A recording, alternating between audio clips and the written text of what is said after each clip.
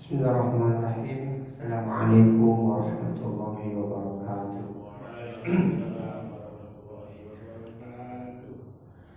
Innal hamdalillah nahmaduhu wa nasta'inuhu wa nastaghfiruh wa na'udzu billahi min shururi anfusina wa min sayyiati a'malina. Man yahdihillahu fala mudilla lahu wa man yudlilhu fala hadiya lahu. Asyhadu an la ilaha illallah wahdahu la syarika lah wa asyhadu anna Muhammadan abduhu wa rasuluh alladzi la nabiyya ba'da amma ba'd. Bapak Ibu, saudara dan saudaraku, kaum muslimin kaum muslimat yang dimuliakan oleh Allah Subhanahu wa taala. Alhamdulillah, di kesempatan malam hari bahagia ini Allah Subhanahu wa taala izinkan kita kembali bertemu, bersua, berkumpul dalam keadaan sehat walafiat di salah satu rumah dari rumah Allah Subhanahu wa taala yang kami ini. Insyaallah niat kita di malam hari bahagia ini, dulu kita yang sebentar ini insyaallah akan membahas permasalahan yang ini sangat berkaitan dengan kesehatan fisik kita dan kesehatan hati kita. Dan kita akan membahas ini berdasarkan dalil-dalil dari Al-Quran dan dari hadis Rasulullah SAW. Mudah-mudahan ini menjadi wasilah untuk kita semuanya, wasilah untuk lebih baik lagi dalam beribadah, wasilah untuk lebih bersungguh-sungguh lagi di dalam mengisi sisa-sisa umur kita. Dan mudah-mudahan Allah Subhanahu wa taala jadikan kita hamba yang beristiqomah sampai nanti sang malaikat maut datang menjemput kita, sampai Allah Subhanahu wa taala memanggil kita untuk pulang ke haribaannya. Mudah-mudahan kita pulang ke haribaannya dalam keadaan sang pemilik jiwa-jiwa yang tenang, hati-hati yang selamat. Amin ya Allah, amin ya Rahman, amin ya Rabbal alamin. Hari ini kita akan membahas tentang ikhlas, dan kaitannya dengan kesehatan. Ada sebuah riset di psikologi, sebuah riset psikologi, bahwasanya banyak penyakit yang itu berkaitan dengan metabolisme kita, penyakit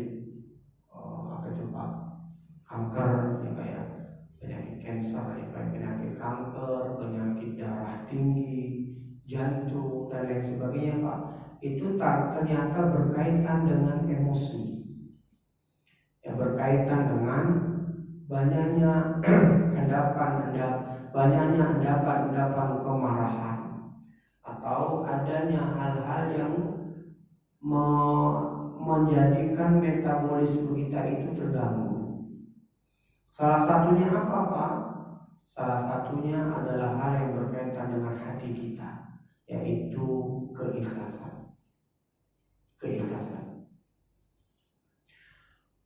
Allah Subhanahu wa taala berfirman pada surah Al-Baqarah ayat yang kelima. Allah Subhanahu menyatakan wa ma umiru illa liya'budullaha mukhlishina lahuddin. Tidaklah kami memerintahkan mereka, kata Allah, tidaklah kami memerintahkan mereka kecuali mereka itu beribadah menyembahku mukhlishina lahuddin, yaitu dalam keadaan ikhlas. Dalam keadaan ikhlas. Ikhlas itu apa, Pak? Ikhlas itu ketika kita melakukan semata-mata karena Allah.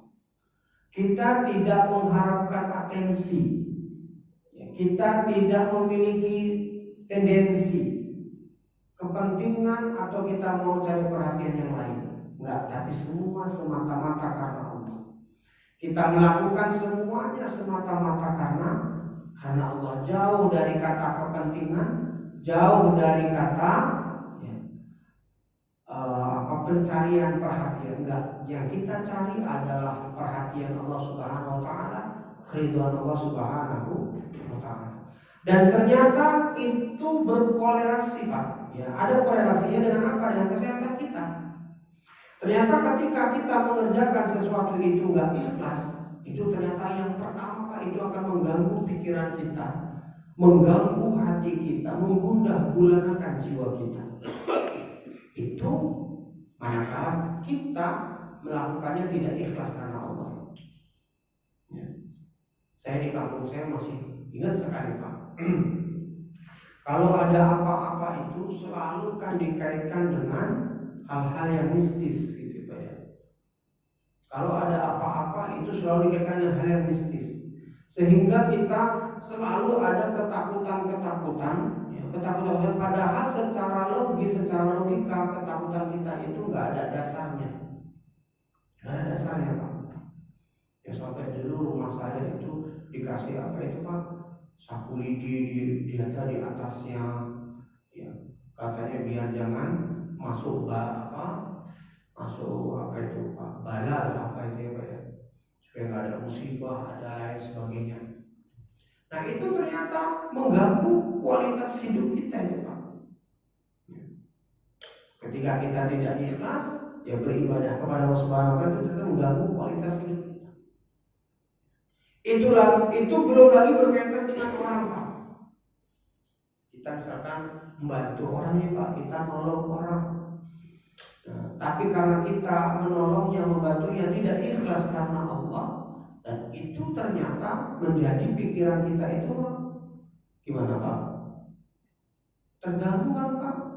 Misalkan dia sudah kita tolong, sudah kita bantu, ternyata ya, karena kita tidak ikhlas melakukannya karena Allah, yang kita bantu ini mungkin ya tidak membalas sebagaimana yang kita harapkan, tidak melakukan sebagaimana yang kita inginkan, kita kecewa. Hati kita kecewa, pikiran kita kalut, sehingga yang jadi bahan pembicaraan kita, cerita kita tentang dia terus. Selalu saja mengungkapkan atau menceritakan kembali kebaikan-kebaikan yang kita lakukan, yang pernah kita berikan, yang dulu pernah kita lakukan kepada dia. Dan itu ternyata mengganggu Pak. Mengganggu tidur kita, mengganggu kualitas hidup kita, mengganggu perasaan kita. Dan itu mengganggu. Yang ini semua ternyata bisa menjadi endapan-endapan emosi yang bisa mengganggu metabolisme tubuh kita, dan itu ternyata menjadi penyakit. Dan Masya Allah. Jadi ketika Islam itu memerintahkan kita untuk ikhlas mata-mata semua karena Allah, semua ditujukan, diserahkan kepada Allah, maka sebenarnya itu ya berkorelasi Pak, ada kaitannya dengan kesehatan kita. Masya Allah. Jadi ada secara duniawi kemanfaatannya, belum lagi secara akhirat nanti. Ya, Pak. Secara akhirat apa Pak? Nanti di akhirat Pak, Allah terangkan di surah Al-Furqan ayat 23. Allah terangkan Allah akan datangkan seluruh amal kebaikan kita. Kata Allah, wa qadimna ila ma 'amilu min 'amalin faj'alnahu haba'an mantsura. Kata Allah, dan kami datangkan, kata Allah, kami hadirkan, kata Allah, seluruh amalan ketaatan ibadah yang pernah dia lakukan dulu. Semuanya Pak, nggak ada yang tersisa. Semuanya kita lakukan, semua yang pernah kita kerjakan, yang dulu kita lakukan, yang dulu kita amalkan, semuanya Allah tampilkan, Allah datangkan, Allah tunjukkan. Yang dengan melihat itu hati kita senang, riang gembira, bahagia. Ya. Kenapa Pak? Karena sudah ada harapan kita akan terjauhkan dari neraka, termasukkan dalam surga. Senang Pak. Tapi ternyata apa kata Allah Pak? Faja'alnahu haba'an mantsura. Lalu kami jadikan, kata Allah, amal-amal yang banyak tadi debu-debu yang berterbangan. Hilang Pak. Haba'an mantsura. Debu-debu yang berterbangan Pak. Rugi dong. Kelalaian kita selama di dunia, ya, amal soleh kita selama di dunia, ketaatan kita selama di dunia ternyata gak ada harganya. Lenyap, ya, hilang seperti debu-debu yang berterbangan. Ya, dan ini adalah duka hati yang paling mendalam Pak. Karena konsekuensinya kita gak bisa lagi beramal, gak bisa lagi memperbaiki amal, gak bisa lagi menambah bekal. Sedih. Gara-gara apa? Gara-gara tidak ikhlas. Jadi ini kerugian di akhirat Pak. Kerugian di akhirat, amalan kita itu musnah, tak berbekas, seperti air di daun talas. Kata pepatahnya Pak ya. Seperti air di daun talas Pak. banyak, tapi ketika tersentuh jatuh hilang tak berbekas. Itu duka yang sangat menyedihkan. Nah itu ikhlasnya, ya, melakukannya bukan karena Allah Subhanahu wa Ta'ala. Ya. Dan apa saja yang kita lakukan, Pak, ya, apa saja yang kita lakukan dari setiap pekerjaan atau setiap perbuatan, Allah akan berikan sebagaimana yang kita niatkan. Ya, ini Pak. Rasulullah menyatakan pada sebuah hadis, ya, innamal a'malu binniyat. Ya. Sesungguhnya amal itu semuanya tergantung dari niatnya. Wa innamal likulli imrin ma nawa. Dan sesungguhnya setiap orang itu akan mendapatkan, akan memperoleh sebagaimana yang dia niatkan. Itu hati-hati loh Pak. Ya.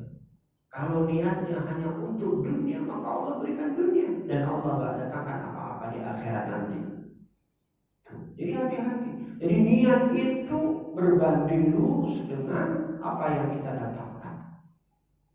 Jadi apa saja yang kita niatkan, maka itu akan, ya, menjadi sesuatu yang, ya, kita dapatkan. Nah, oleh karena itulah Pak, hari ini kita akan bahas tentang ikhlas, maknanya, dan penyakit-penyakit yang bisa merusak keikhlasan itu. Agar apa Pak? Ya, agar kita sehat jiwa dan raga Pak. Orang yang ikhlas itu Pak, jiwa raganya sehat. Dia tidak akan terbebani dengan hal-hal yang lain, ya, kecuali semuanya dia lakukan karena Allah. Kenapa? Karena dia yakin yang memerintahkanku adalah Allah, yang membalasku adalah Allah, dan Allah pula yang akan memberikan yang terbaik dari apa yang kita lakukan. Ini pembahasan kita Pak, yaitu tentang ikhlas. Ya. Apa itu ikhlas Pak? Ikhlas itu, kata ulama kita Pak, ikhlas itu adalah membersihkan hati. Membersihkan hati dari niat-niat lain selain Allah. Ya. Pernah nggak dengar cerita Pak? Ada orang nyumbang karpet di masjid gitu Pak ya, nyumbang karpet di masjid. Tapi pas hari H ternyata yang milih dikit. Akhirnya karpetnya dia apa Pak? Karpetnya diambil ya Pak ya. Ya. Ada juga orang yang bangun jalan Pak, bangun jalan, dibangun jalan. Tapi pas hari H ternyata yang milih sedikit. Jalannya dia apa Pak? Dihancurin dulu Pak. Dihancurin. Ada, nah itu di Bogor Pak, ada orang masang air Pak. Dia pasang air, ambil dari air dari gunung buat ngairin apa? Buat mengairi orang kampung. Tapi ternyata di hari H Pak, nggak ada yang milih, airnya diputus Pak. Tutup Pak. Berarti dia melakukan kebaikan demi kebaikan tadi itu ada tendensinya kan Pak? Ada atensi yang dia harapkan Pak, ada niat lain yang dia carikan Pak. Iya, ada pamrih yang dia tunggu. Ternyata pamrih itu, ya, kenyataannya nggak sesuai dengan hayalannya Pak. Ya. Hayalannya demikian dan demikian, kenyataan nggak seperti itu, realitanya jauh dari, ya, harapannya Pak. Akhirnya apa Pak? Apa yang sudah dia lakukan itu dia tarik kembali. Ini menunjukkan Pak, dia melakukannya bukan karena Allah, dan itu bahaya Pak, bahaya. Akhirnya apa Pak? Hatinya akan selalu, Pak, akan selalu tidak ridho, marah, hati akan selalu marah Pak. Iya, dan itu ternyata penyakit Pak, penyakit. Ternyata orang yang sudah sudah didiagnosa, sudah divonis dia kena kanker Pak. Tapi ketika diberikan terapi apa? Terapi untuk memaafkan. Dia diberikan terapi untuk memaafkan, terapi untuk terapi relaksasi untuk melupakan, mempasrahkan, mengikhlaskan semuanya. Ternyata Pak, itu mempercepat kesembuhannya Pak. Iya, itu ada risetnya Pak, mempercepat kesembuhannya. Jadi ketika hati disuruh ikhlas, sudah ada ikhlas, suruh memaafkan semua orang-orang yang mungkin pernah menyakiti, disuruh mempasrahkan semua kepada Allah, diberikan relaksasi Pak. Ya.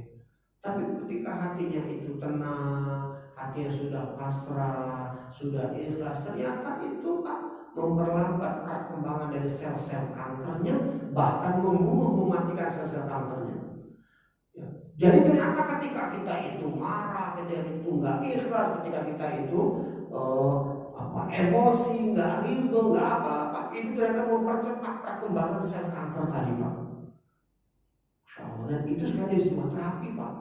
Di Eropa jadi salah satu sebuah pengobatan alternatif itu, Pak. Mengikhlaskan hati. Makanya bilang hati yang ikhlas itu, Pak, adalah hati yang legowo. Karena dia semua yakin, ini mah semuanya dari Allah. Ini mah semuanya karena Allah. Akhirnya apapun yang dilakukan ini semua untuk Allah. Ya, untuk Allah. Jadi ikhlas itu, Pak, ikhlas itu membersihkan niat di hati kita selain Allah. Jadi nggak ada niat lain. Jadi beramal bukan karena ingin dipuji, ya, beramal bukan karena ingin diapresiasi supaya dikenal, dihormati, atau beramal supaya mendapatkan pamrih duniawi, enggak. Itu semuanya jauh dari kata-kata ikhlas, Pak. Ya. Beramal supaya dianggap dia itu berjasa. Enggak. Kita enggak melakukan semuanya. Beramal supaya bisa dianggap sebagai orang soleh, orang baik, enggak.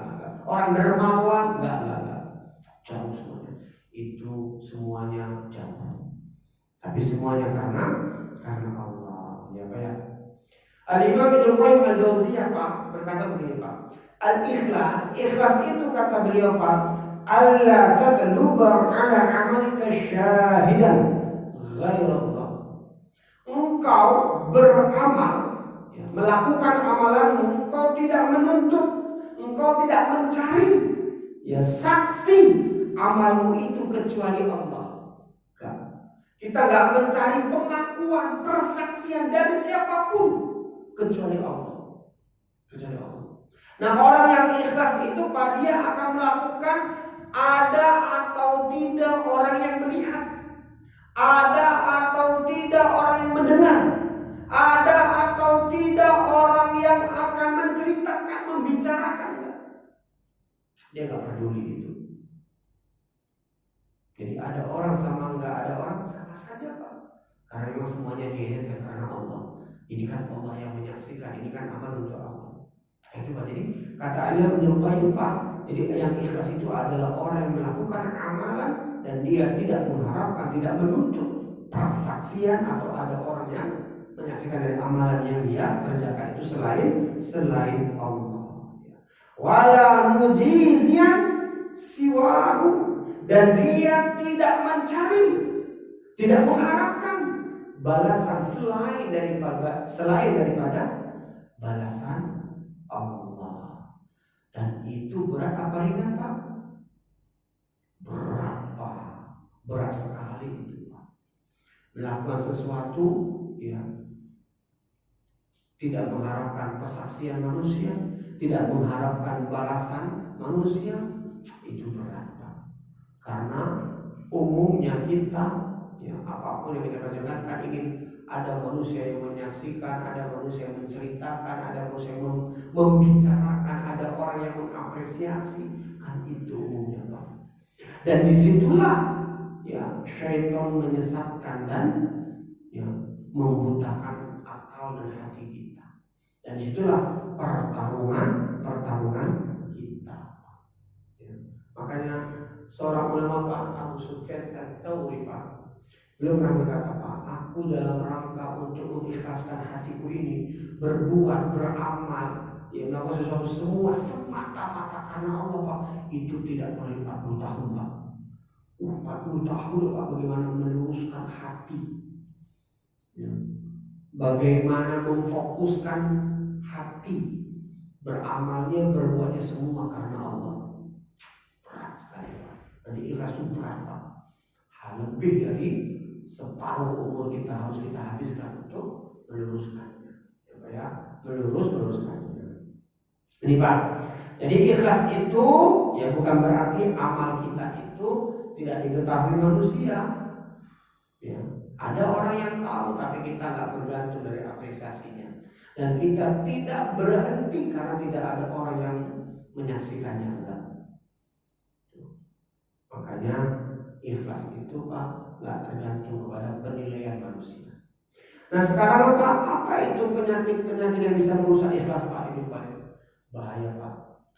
Kalau kita sudah tahu pentingnya ikhlas, maka kita harus tahu Pak, apa penyakit-penyakit yang bisa merusak keikhlasan kita, mengganggu kualitas dari keikhlasan kita. Apa itu Pak? Yang pertama ria. Ria ini mengganggu Pak, merusak Pak, memporak-porandakan Pak dari keikhlasan kita. Apa ria itu Pak? Ria itu beramal agar dilihat manusia. Jadi dia beramalnya itu ketika ada manusia yang melihat. Kalau nggak ada orang sholatnya mah asal-asalan Pak. Tapi ketika ada orang atau ada kamera yang menyorot, sholatnya khusyuk banget Pak. Ya sholatnya kayaknya paten banget gitu lah Pak. Nah ini yang kata Allah Subhanahu Wa Taala Pak. Fawailul lil musallin, celakalah orang-orang yang sholat. Lihat Pak, orang yang sholat saja Allah ancam dengan kecelakaan. Siapa mereka Pak? Alladzina hum an sholatihim sahun. Mereka adalah orang-orang yang lalai dari sholat yang mereka kerjakan. Alladzina hum yura'un. Mereka adalah orang-orang yang sholat itu karena ingin dilihat manusia. Ini Pak, sholat itu yang kaitannya ya ibadah Pak. Ketika diniatkan supaya manusia melihat, menyaksikan, membicarakan, bahkan mungkin menyanjung-nyanjung dia, ternyata itu menjadi sholat yang rusak, sholat yang celaka kata Allah. Kenapa? Karena ada niat lain selain Allah Subhanahu Wa Taala itu Pak. Jadi ria itu perusak dari sholat, perusak dari keikhlasan kita. Jadi sekarang mah harusnya kita itu beribadah itu bukan karena ingin mendapatkan penilaian manusia, enggak Pak. Ya. Rasulullah SAW bersabda pada sebuah hadis, kata beliau Pak, inna akhwafa ma akhafu alaikum asyirkul asghar. Sesungguhnya hal yang paling aku takutkan menimpa kalian adalah syirik kecil.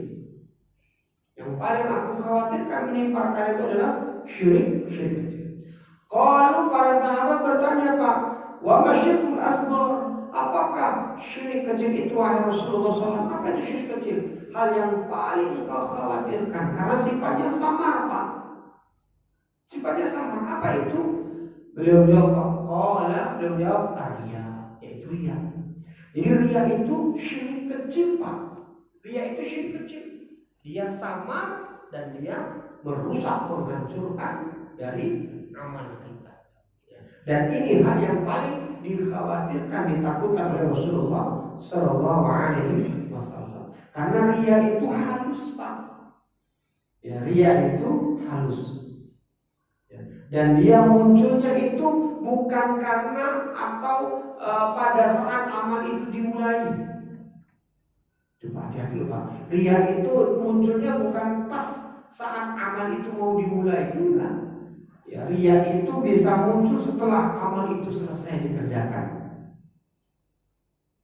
Biar apa Pak? Ya, ketika disebut-sebut sama orang, ketika ingin dikenang sama orang, ketika ingin dihargai orang, itu bagian dari ria loh Pak. Bagian ria. Dan orang yang seperti itu Pak, biasanya ketika dia tidak mendapatkan penghargaan tadi, tidak mendapatkan apresiasi dari Pak, marah misalnya. Marah itu Pak. Ya misalkan lah Pak ya, ada orang yang sudah memberikan hartanya yang banyak, yang enggak kira-kira Pak. Untuk apa? Untuk bangun masjid. Kenapa dia bangun masjid ini Pak?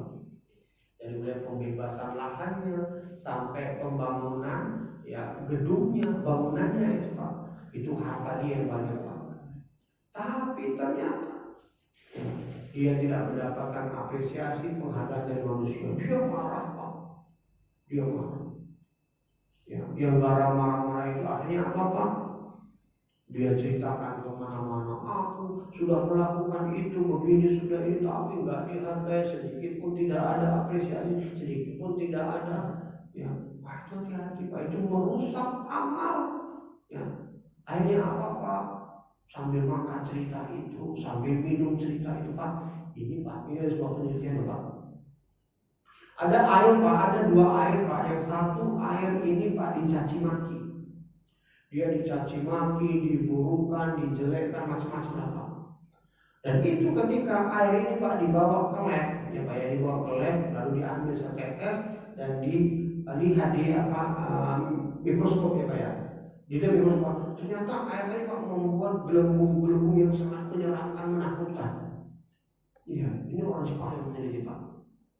Tapi ketika ada air Pak, air ini dipuji, air ini disanjung-sanjung, dikatakan kamu menghilangkan, bukan hanya menghilangkan haus, tapi menyehatkan badan, yang manfaatmu luar biasa. Itu ketika diambil Pak, dibawa ke lab, diperiksa Pak, ternyata ya, dia membentuk molekul-molekul yang sangat indah Pak, gelembung-gelembung yang sangat indah Pak. Makanya Pak, kalau Bapak misalkan lagi marah nih Pak, lagi marah atau lagi cerita keburukan Pak, ini ada air ini mau Bapak minum Pak, jangan diminum Pak, jangan diminum karena itu mempengaruhi Pak air tadi Pak. Ya, dia memberikan energi negatif gitu lah Pak ya. Iya Pak, hati-hati loh Pak. Ya. Makanya Rasul mengatakan Pak, kul khair auliyasmut, berkata yang baik atau diam. Karena terkadang kita nggak tahu, sambil makan kita ngomel, ya Pak ya. Sambil makan kita mencaci maki, sambil makan kita cerita tentang begitu begini yang buruk-buruk Pak. Itu ternyata nggak baik Pak. Dari makanan yang kita makan, dari minum yang kita makan itu, ketika masuk ke tubuh kita itu akan mengganggu metabolisme tubuh kita. Itu mengganggu itu.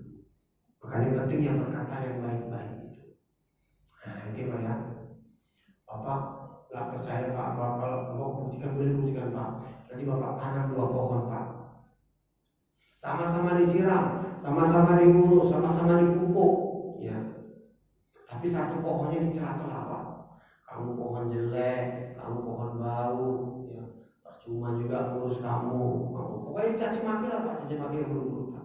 Satu pohonnya tadi dia puji, kamu Masya Allah, pohon yang indah ya, pohon yang baik, kamu tumbuh subur, kamu itu yakin deh Pak, pohon yang dicaci maki ini mati Pak lama-lama Pak, mati. Itu menunjukkan dia juga punya telinga Pak, bisa mendengar, bisa menyimak Pak. Dan dia punya ruh, punya rasa dia Pak. Dia juga punya rasa. Ya. Misalnya Pak Ramsal ini yang ngasuh hewan. Itu hewannya Bapak aja cerita nggak Pak? Enggak Pak. Sekali aja kan. Tapi kan dia cerita kan Pak? Tapi gilus aja. Makan yang banyak. Dia cerita kan Pak? Bapak aja motivasi, ya. Bapak motivasi kan Bapak tuh makan yang banyak, kan? Bapak gitu enggak Pak? Sekali aja. Sekali kan kalau tiap hari Bapak juga Pak. Iya Pak, itu penting itu Pak. Itu penting. Ya. Dulu ibu saya itu Pak punya ayam itu Pak. Itu sambil ngasih makan ayam itu diajak cerita Pak, ayam itu Pak. Iya diajak cerita. Kamu kalau bertelur jangan jauh-jauh, sini kan ada tempat, dia siapin tempatnya, masuk bertelur tadi mana-mana, dikasih makan, kok sini telurnya ya begitu Pak, dia cerita itu Pak. Masya Allah, iya. Orang tua dulu Pak, pohon mangganya nggak berbuah, dia cerita itu Pak. Kenapa kau nggak berbuah, badanmu udah besar, daunmu lebat begini, berbuahlah, ya. Berbuah. Sambil dibacok-bacokin biasanya itu Pak. Berbuah itu Pak. Berbuah. Ya. Itu Masya Allah Pak. Iya. Itu menunjukkan dia juga punya rasa, bisa mendengar apa dari cerita kita. Pak ya. Makanya itu Pak. Pentingnya sekarang berkata yang baik-baik, ngomong yang baik-baik dan ya, berbuat yang baik-baik. Itu Pak ya. Jadi ternyata nggak ikhlas itu mengganggu Pak. Yang mengganggu metabolisme tubuh kita dan bisa mendatangkan penyakit yang tidak kita minta. Yang berikutnya Pak, apa penyakit yang bisa merusak Pak? Yang berikutnya sum'ah. Sum'ah itu Pak melakukan, mengerjakan sesuatu agar orang ya menceritakan, membicarakan atau mau apa ini Pak? Mengulang-ulang lah ya, apa yang dari perbuatan dari yang kita lakukan itu sum'ah. Dan itu pun berusaha dari keikhlasan Pak.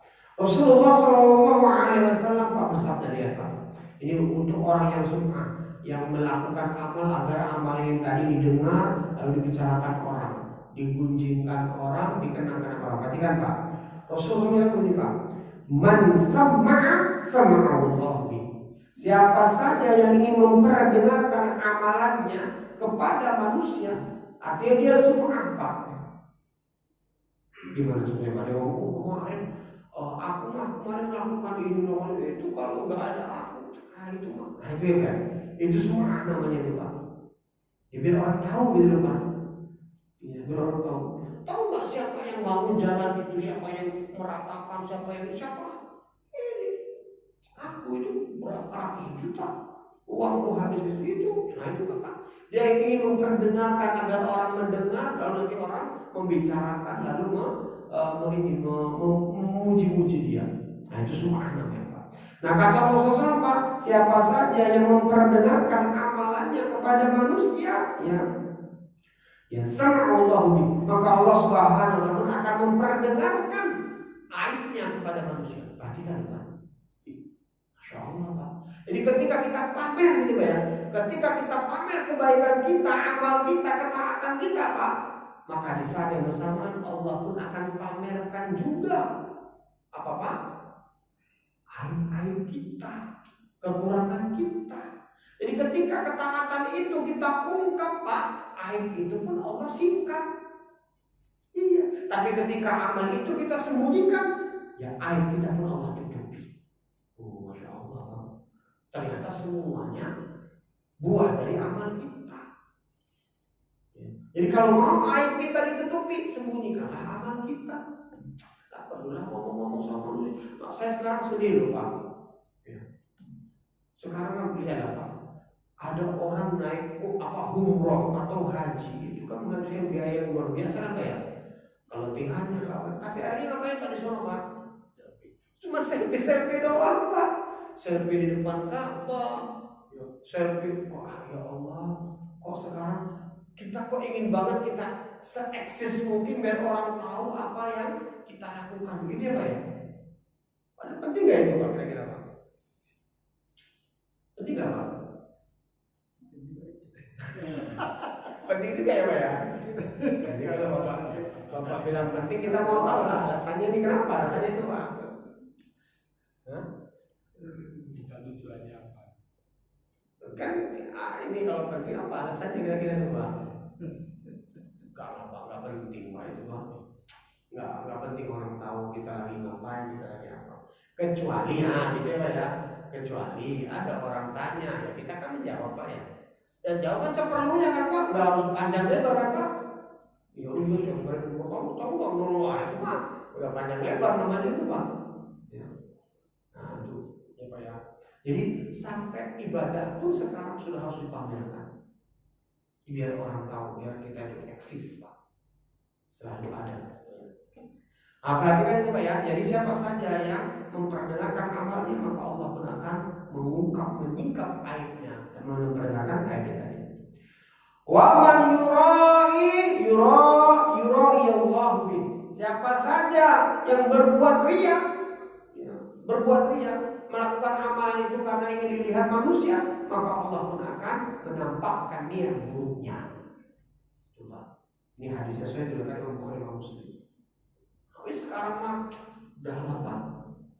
Biarlah Allah yang tahu, Allah yang membalas. Kalaupun ada orang yang tahu dan orang membicarakannya, padahal kita nggak ada niat untuk yang demikian itu mungkin bonus amal kita ya Pak ya. Bonus kebaikan yang Allah balas di dunia. Karena terkadang Pak kita nggak butuh Pak untuk dilihat manusia ketika kita beramal. Ya. Terkadang Pak ya kita nggak butuh orang itu tahu ya bahwa kita telah beramal. Karena Bapak nggak percaya Pak, itu orang itu Pak saking kepinginnya pamer amal itu Pak, bangun jam 3 diputus jamnya Pak, jam 3 tik diputus, lalu dibuat kata-katanya apa katanya Pak? Waktunya tahajud sih ya Pak. Ngapain ya kalau mau tahajud udah tahajud aja ya kan Pak? Ngapain pamer-pamer juga pada jam 3 mau menunjukkan kepada manusia aku ini bangun jam 3 aku tahajud apa ya, atau ngajak yuk tahajud yuk. Kan yang bisa baca itu orang yang bangun ya kan Pak ya kan Pak? Kalau orang tidur pas azan subuh dia baru bangun udah kelewatan juga kan Pak? Nggak ada guna kan Pak? Ngajak kebaikan, ayo Apa? ngajak kebaikan. Ya tapi kan yang diajak kan tidur Pak, lagi tidur Pak. Kecuali Bapak datang ke rumahnya, Bapak gedor rumahnya, itu iya mungkin Pak. Bapak gedor rumahnya. Atau Bapak WA mungkin dia juga dimatikan semua wifi-nya, internetnya dimatikan semua nih Pak. Modi-modi pesawat dia buat Pak. Masuk itu nggak Pak? Ajakan itu nggak akan masuk. Ya Bapak telepon juga nggak diangkat sama dia. Coba Bapak datang ke rumahnya, Bapak gedor itu tahajud bangun nggak apa-apa itu Pak. Nah kalau beliau mau seperti itu, ngapain kau harus sibuk ke orang lain Pak? Ada keluarga di rumah kita yang harus kita ajak dulu kok Pak. Ada istri kita yang harus kita bangunkan di bangun tahajud kita. Atau ada anak-anak yang harus kita bangunkan tahajud nak. Ya kan Pak? Rasulullah kan begitu Pak. Itu memasukkan air ke wajah istri yang mengajak bangun saat malam. Begitu. Ya. Nah kita sekarang kan kepengen banget semuanya harus diketahui manusia. Coba ya, jadi ria juga itu bisa merusak apa sum'ah itu juga bisa merusak amal kita. Yang berikutnya apa Pak? Ujub Pak. Ujub itu juga merusak niat kita Pak, merusak, menghancurkan keikhlasan ini penyakit Pak. Apa ujub itu Pak? Kalau sombong nggak ada kalau sombong Pak. Itu ujub bukan sombong itu Pak. Apa ujub itu Pak? Apa? Kagum gitu loh Pak. Kagum sama diri sendiri Pak. Membanggakan diri Pak. Itu ujub itu Pak. Membanggakan diri Pak. Ya. Kagum sama dirinya sendiri Pak. Merasa dirinya itu hebat dengan amal yang dilakukan Pak. Membanggakan diri itu ujub itu Pak. Ya. Ujub ya. Allah Subhanahu wa taala pada surah An-Najm ayat 32 Pak, kata Allah fala tuzakku anfusakum huwa a'lamu biman ittaqa. Janganlah kalian kata Allah menganggap diri kalian itu paling suci, paling baik, paling hebat. Jangan. Allah tahu kok siapa yang paling taat di antara kalian, siapa yang paling bertakwa di antara kalian. Itu Pak. Nah ujub itu kan Pak itu kagum bangga sama diri sendiri. Ya. Di saat yang bersamaan Pak, ya, itu meremehkan atau yang menganggap kecil amalan orang lain. Itu Pak. Segitu mah gak ada apa-apanya nih. Tengok. Itu ujub itu Pak. Kalian tuh gak kemarin tuh. Aku itu. Itu ujub itu. Itu orang lain belum tentu bisa itu. Ya. Itu kalau bukan aku. Itu ujub itu Pak. Kagum. Ya. Kagum sama diri sendiri. Itu penyakit tuh Pak. Ya, itu penyakit. Ya, kalau istilahnya apa kita ini Pak? Istilah kerennya itu Pak. Lawan dari ujub itu apa Pak? Apa itu ya? Lawannya kan bersyukur. Bukan bersyukur Pak. Kalau ujub kan tadi membanggakan. Iya. Berarti lawan katanya ya bersyukur. Bukan bersyukur Pak. Bersyukur itu kalau kita ini Pak. Apa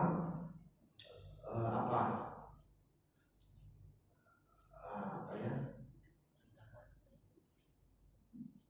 Bukan ujub itu apa sih Pak ya? Rendah hati apa Pak ya? Lawan dari dia rendah hati lah gitu Pak ya. Nah lawan dari ujub itu rendah hatinya itu Pak ya. Ya Pak ya, rendah hati Pak ya. Ya rendah hati orang menolak ini enggak itu mah karena Allah. Ya saya masih apa gitu ya. Nah itu rendah hati ya. Iya Pak, rendah hati. Jadi orang yang ujub itu kan bangga-banggain dirinya Pak. Ya, ngangkat dirinya Pak. Ya. Merasa karena dialah sebab dialah. Nah itu ujub namanya Pak.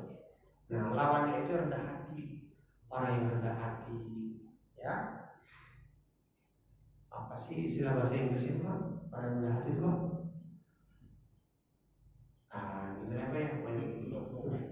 Gitu apa ya? Itu dia Pak, low profil Pak, betul Pak.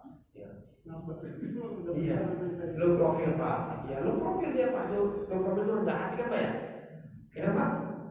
Jadi Pak Kono itu ya. apa? Pak Kono itu kayak yang Iya, low profil Pak. Nah, itu low profil itu lawan dari ujub Pak. Ujub itu kaku, kalau low profil itu enggak, biasa aja dia. Yang berikutnya apa Pak? Takabur Pak. Takabur baru sombong ini Pak. Ini takabur baru sombong ini Pak. Jadi dia itu amalan dia merasa lebih tinggi gitu Pak. Lebih hebat. Ini rasanya Pak. Ya. Rasanya dia itu lebih hebat, lebih tinggi, lebih wow nah, gitu Pak. Itu takabur namanya Pak. Takabur. Rasulullah SAW al-kibru batrul haqqi wa ghamtun nas. Sombong itu, takabur itu kata Rasulullah menolak kebenaran dan merendahkan manusia. Jadi kalau ada kebenaran dan kita menolaknya Pak, itu bagian dari kesombongan Pak.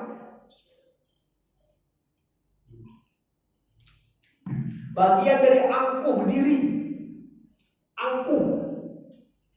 Nah, itu sombong Pak, takabur. Ini juga merusak ini Pak, merusak niat kita, menghancurkan keikhlasan kita, dan ini penyakit dari hati kita, ya, dari hati kita. Ya.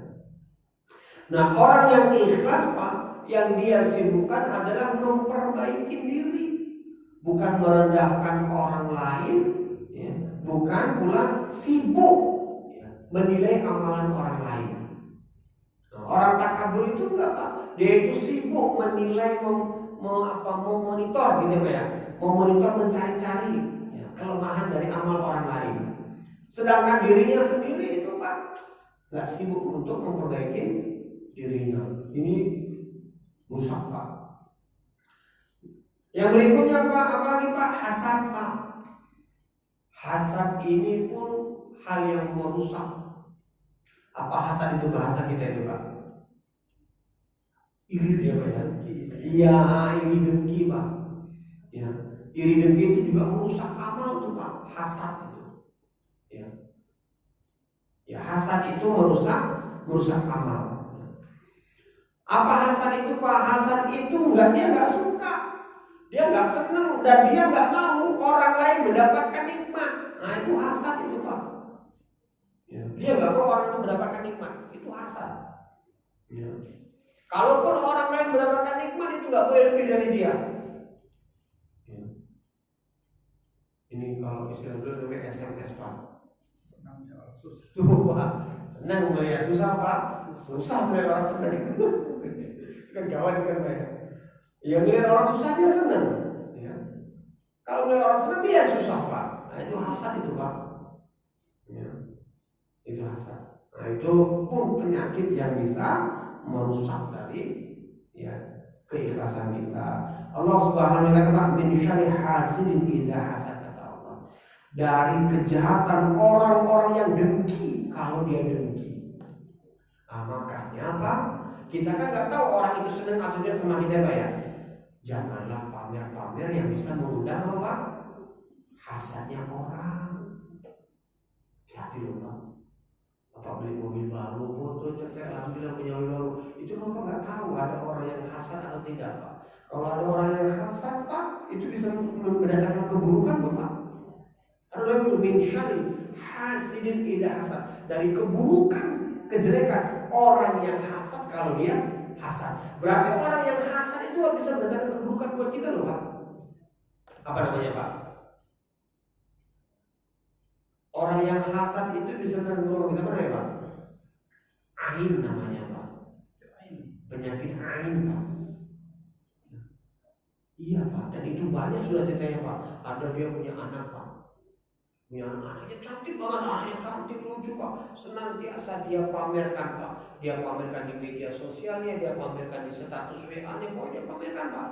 Dia pamerkan, pokoknya selalu pamerkan foto kelucuannya, pokoknya begitulah Pak. Kan nggak tahu dari sekian ribu atau sekian ratus orang yang melihat status itu, kan nggak tahu Pak. Ada nggak di antara mereka itu yang mungkin hasad? Ada nggak Pak? Mungkin ada Pak ya. Mungkin ya Allah dia kok punya anak seperti itu sementara anakku kayak gini. Atau ya Allah kok dia gampang banget punya anak sementara aku sudah bertahun-tahun gak punya anak. Atau sebagainya Pak ya. Banyak Pak. Bapak tahu hari apa? Akhirnya anaknya sakit Pak. Anaknya sakit. Diobatin ke sana kemari nggak ini Pak, nggak. Sampai anaknya kurus apa itu Pak, sakit itu. Itu bisa kena ain itu Pak. Bisa kena ain. Ya. Dulu Pak, ya di zamannya apa? Para sahabat itu Pak, ada unta Pak, ada unta yang sehat-sehat Pak, mati Pak. Gara-gara apa? Kena ain Pak. Ada orang yang untanya, orangnya iri, hasad Pak, sakit Pak. Untanya kena bisa pakai mati. Dengerin Pak, penyakit ain itu Pak. Makanya jangan pamer. Bapak punya mobil baru, terus saya pamerin Pak. Karena kita nggak tahu dari orang yang sama kita mungkin ada yang iri, ada yang hasad kan Pak. Dan dia bisa mendatangkan keburukan. Iya. Saya bagi keburukan. Ya. Kalau mau pamer udahlah pamer. Kalau punya hewan Pak, gemuk Pak, butuh pamerin apa? Itu bisa sakit Pak. Jual. Hah? Jual. Oh, apa kan ini Pak? Itu kan dagang Pak. Itu beda cerita Pak. Itu namanya nawarin gitu Pak. Maaf Pak, kalau bukan pamer tapi kan memang beli hobi suami Pak. Tapi menurut orang ada yang iri terus gimana? Maksudnya gimana Pak? Maksudnya? Yang ini yang beli mobil atau bukan maksudnya mau pamer, memang ingin mau beli dan juga hobi suami bisa. Nah, ada orang lihat ini beli mobil iri. Jadi ini dapat dosanya nggak? Yang iri tadi Pak? Yang ini kan yang iri. Ini yang iri ini. Oh, enggak lah Pak, enggak. Yang iri enggak Pak. Yang dapat dosa itu yang iri tadi Pak.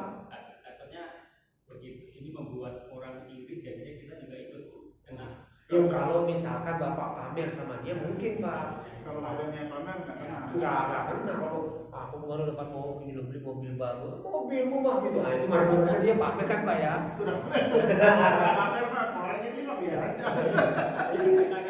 Itu mah penyakit dia itu Pak. Itu mah penyakit hati dia Pak. Penyakit hati dia. Kan kita gak ada niat Bapak. Kalau foto anak itu cantik pamerin ke orang ada yang diri ya, kalau kena. Nah itu dia Pak. Iya. Itu hati-hati Pak. Ya itu Bapak banyak kejadian di media sosial itu Pak. Ya. Makanya saya nggak boleh pamerin apa boleh pamerin. Bukan enak-enak yang pamerin ke saya. Iya Pak, saya orang makan nenek itu pamer Pak. Ada mungkin ada. Iya. Ada mungkin yang melihat statusnya itu nggak bisa makan, bukan karena nggak punya uang Pak, tapi karena apa? Pantangan, ya kan Pak? Kan suka melok banget ya sehat bisa makan kayak gitu. Apa itu hati-hati Pak. Nanti kamu kena sakit kayak kamu tahu Pak. Kan Pak ya? Ya kita kan nggak tahu kalau orang yang melihat status kita Pak, ada yang seneng, ada yang ini kan Pak. Hati-hati Pak. Jadi hasad ini ya bisa muncul dari orang-orang yang memang di hatinya ada penyakit. Makanya kita jangan apa Pak? Jangan menjadi pemantik, ya Pak ya. Jangan jadi pemantik ya munculnya penyakit dari orang yang punya penyakit. Nah, kita jangan jadi triggernya lah gitu Pak. Jangan menjadi pemicunya.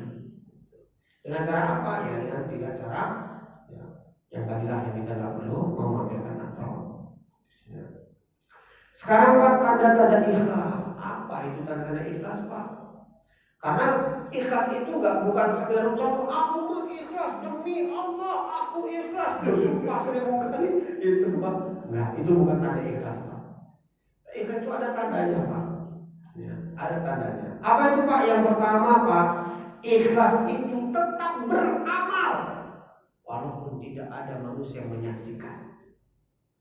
Contohnya Pak, Bapak itu ya ada orang atau enggak, begitu ada sampah Bapak ambil. Kalau misalkan olahraga, sengaja olahraga Pak habis subuh keliling sih Pak.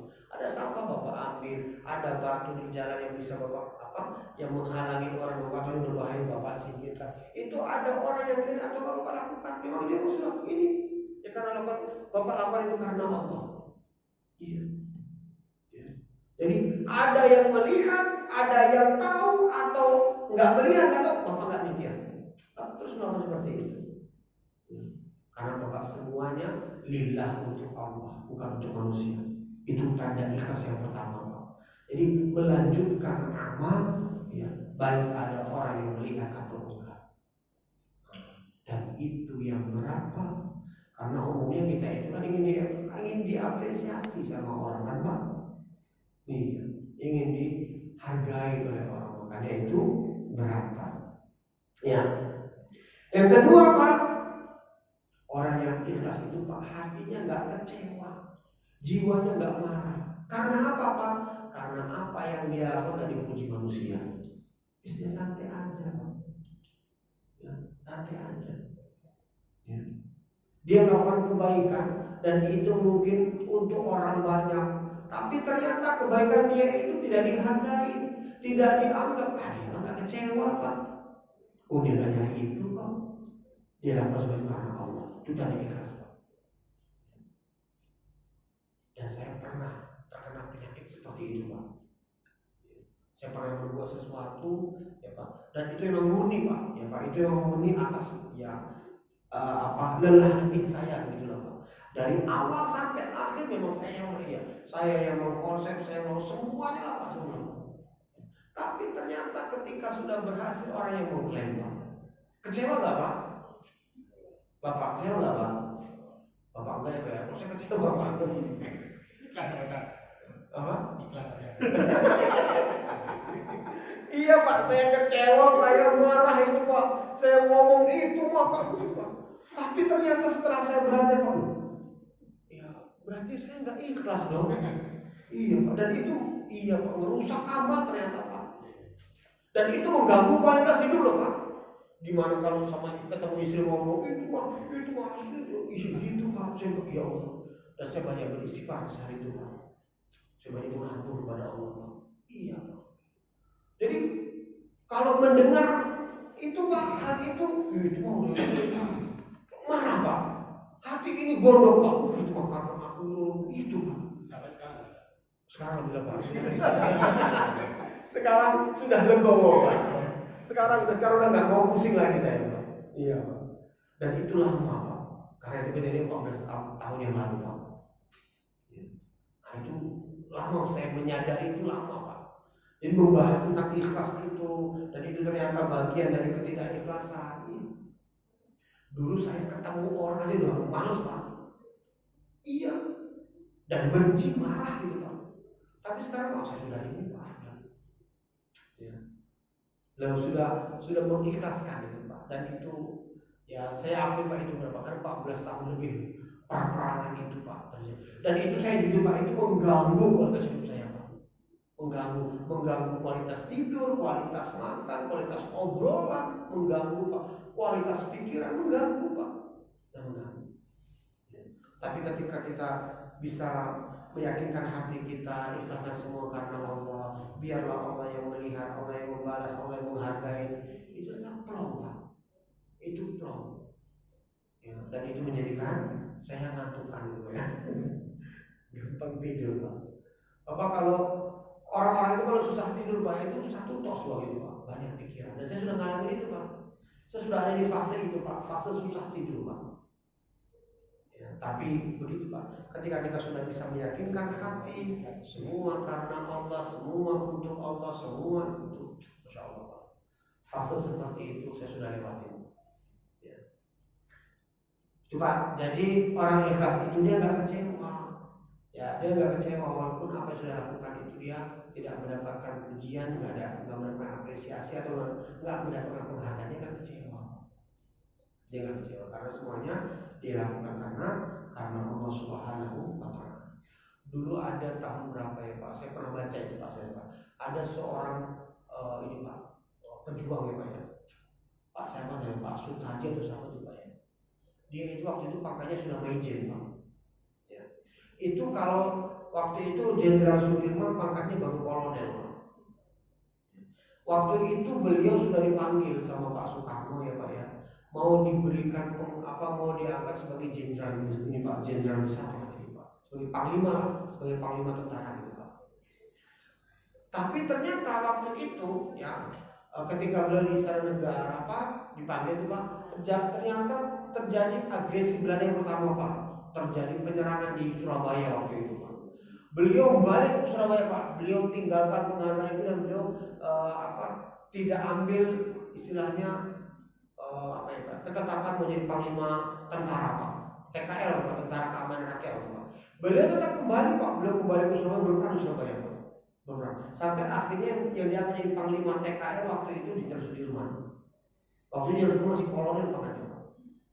Bapak tahu Pak, tahun 1947 kalau saya Pak, beliau dipanggil lagi Pak, dipanggil ke Jakarta waktu itu Pak, dan beliau pangkatnya diambil dan beliau dipecat jadi tentara Pak, karena beliau dituduh sebagai apa Pak, orang yang terlibat dengan sebagai pengkhianat. Intinya beliau dituduh sebagai pengkhianat Pak. Yang itu yang menuduh Pak, Amir Syarifuddin waktu itu sebagai Perdana Menteri Pak. Beliau ikhlas Pak. Masya Allah saya baca itu Pak, luar biasa. Beliau ikhlas Pak. Beliau serahkan semuanya Pak. Ya pasukannya beliau serahkan, senjata beliau serahkan, dan beliau copot semuanya Pak. Dia nggak jadi waktu itu beliau panglima divisi di Pinonggoro nggak salah Pak. Beliau serahkan semua Pak. Beliau terima tuduhan sebagai pengkhianat itu Pak. Tapi ternyata 1948 yang pengkhianat sebenarnya siapa Pak? Apakah ini sejarah ini Pak? Apa nggak baca sejarahnya? Ternyata pengkhianat siapa Pak? Amir Syarifuddin Pak. Yang dia apa Pak?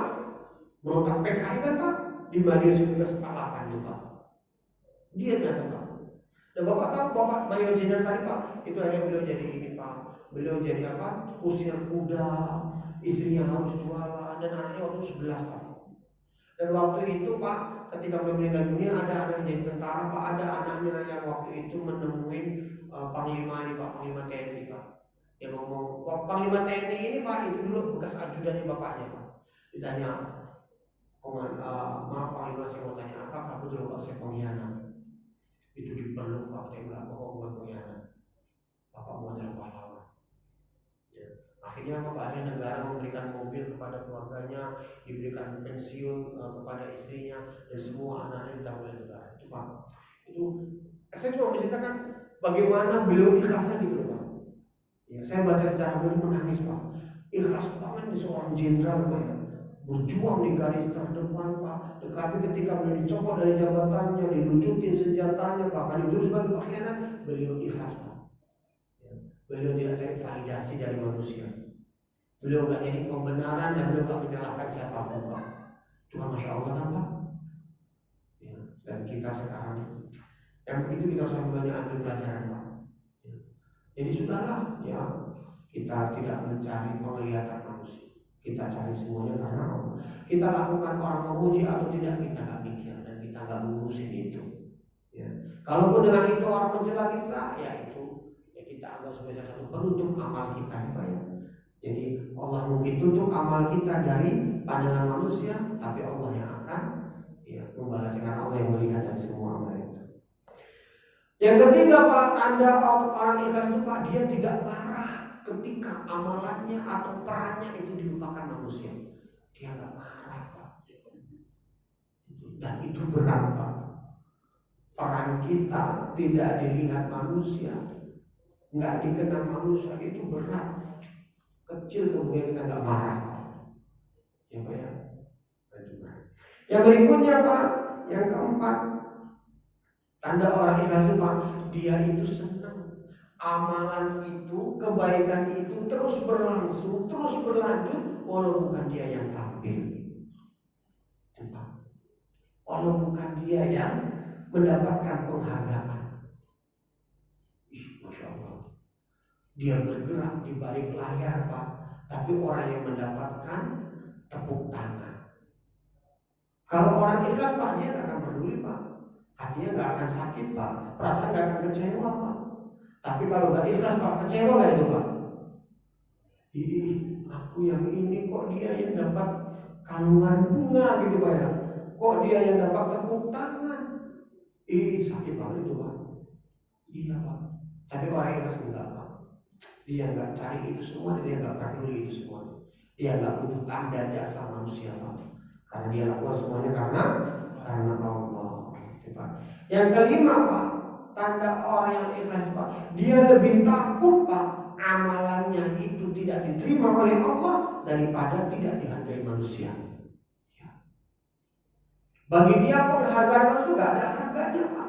Yang paling penting dan skala prioritas baginya adalah amalanku ini diterima oleh Allah. Ini orang yang ikhlas Pak. Dan negara ini butuh orang seperti itu Pak. Jadi bukan harus jadi pejabat dia memberikan kontribusinya gitu Pak ya. Ya, jadi apapun dia, ya, dia berikan yang terbaik buat negara ini, buat masyarakat. Ya. Dan itu adalah tanda dari orang yang ikhlas. Dan inilah Pak yang dulu dilakukan oleh para sahabat Pak. Dulu Pak para sahabat Pak membantu anak-anak yatim, membantu para orang-orang miskin dan memberi makan orang-orang yang terpenjara. Pak orang-orang yang terpenjara pada zaman para sahabat ini siapa Pak? Siapa Pak? Orang-orang kafir Pak, yang mereka kalah perang. Orang kafir kalah perang itu kan mereka akan jadi tawanan Pak. Jadi tawanan. Kalau laki-laki kan jadi budak, sama pokoknya jadi budak Pak. Jadi tawanan. Dan itu diberi makan oleh para sahabat Pak. Diberi makan. Nah kebaikan mereka ini Pak dan kata-kata mereka itu Pak diabadikan oleh Allah Pak di surah Al-Insan Pak. Ayat ke-9.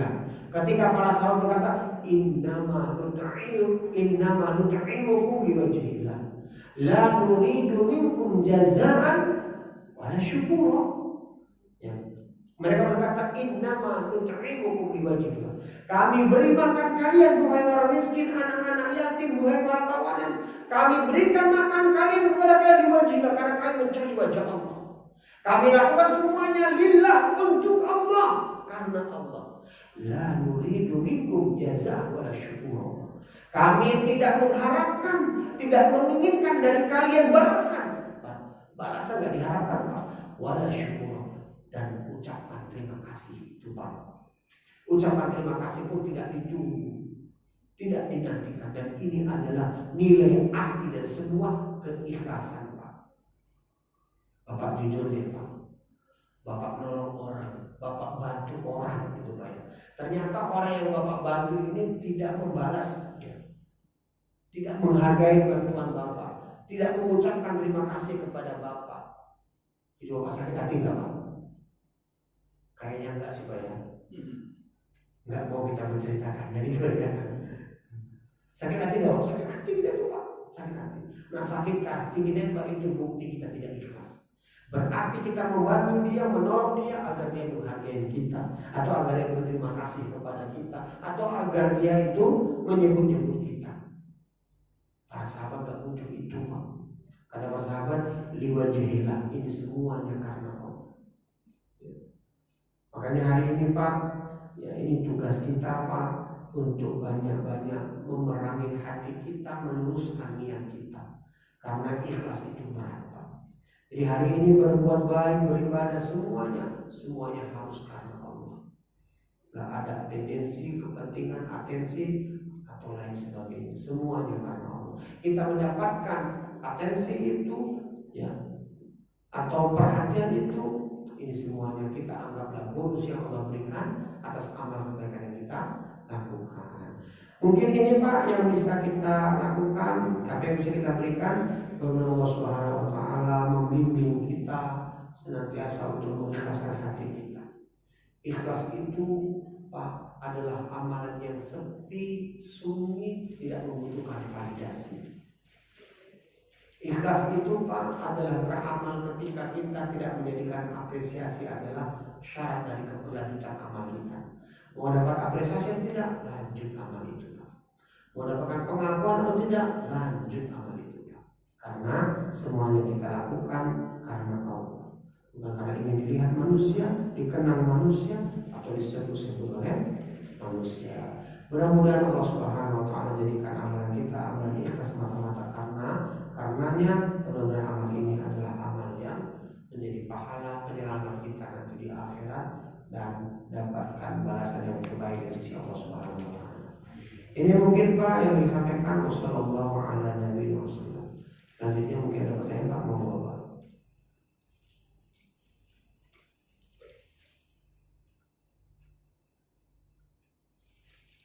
Nextnya ini aja Pak. Apa? Ini kan biar membahas. Gimana Pak? Jadi kalau selanjutnya materinya dilanjut aja Pak untuk tip-tip untuk supaya orang itu bisa ikhlas, bisa sabar. Oh iya, insya Allah Pak. Ya. Ini kita akan bahas tematik aja Pak ya. Insya Allah Pak.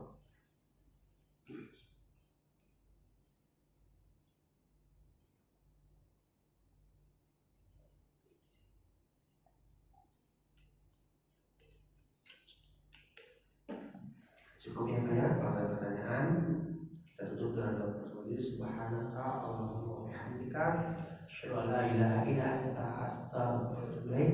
Assalamualaikum warahmatullahi wabarakatuh.